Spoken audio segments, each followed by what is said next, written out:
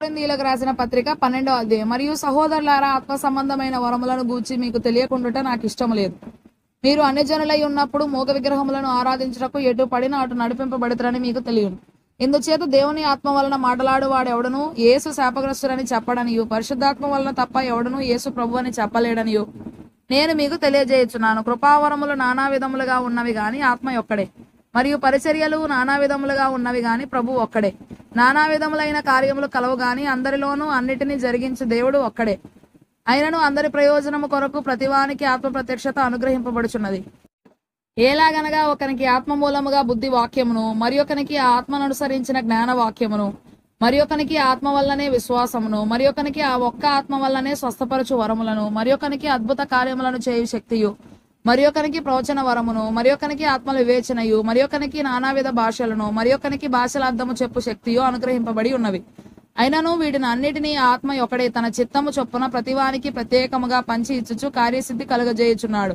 ఏలాగు శరీరము ఏకమై ఉన్నను అనేకమైన అవయవములు కలిగి ఉన్నదో, ఏలాగు శరీరం యొక్క అవయవములన్నీ అనేకములై ఉన్నను ఒక్క శరీరమై ఉన్నవో, అలాగే క్రీస్తు ఉన్నాడు. ఎలాగనగా యూదులమైనను గ్రీసు దేశస్థులమైనను దాసులమైనను స్వతంత్రులమైనను మనమందరము ఒక్క శరీరములోనికి లేక శరీరముగా ఉండుటకు ఒక్క ఆత్మ యందే బాప్తిస్మము పొందితిమి. మనమందరము ఒక్క ఆత్మను పానము చేసిన వారమైతిమి. శరీరం ఒక్కటే అవయవముగా ఉండక అనేకమైన అవయవములుగా ఉన్నది.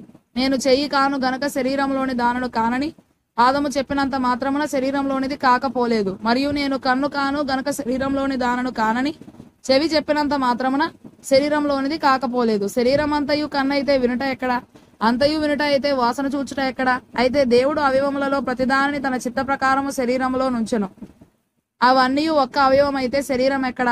అవయవములు అనేకములైనను శరీరం ఒక్కటే. గనుక కన్ను చేతితో నీవు నాకు అక్కరలేదని చెప్పజాలదు, తల పాదములతో మీరు నాకు అక్కరలేదని చెప్పజాలదు. అంతేకాదు శరీరం యొక్క అవయవములలో ఏవి మరి బలహీనములుగా కనబడునో అవి మరి అవశ్యములే.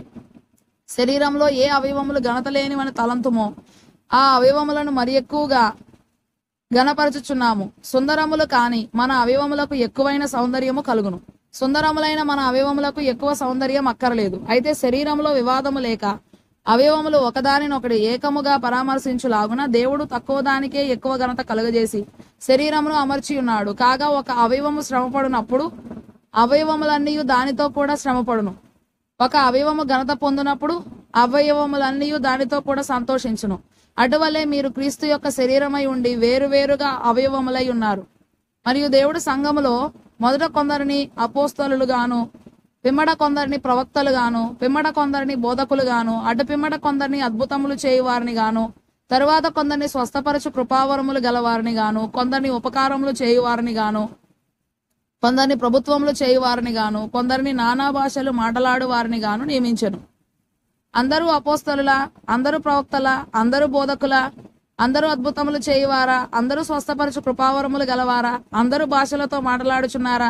అందరూ ఆ భాషల అర్థము చెప్పుచున్నారా? కృపావరములలో శ్రేష్టమైన వాడిని ఆసక్తితో అపేక్షించుడి.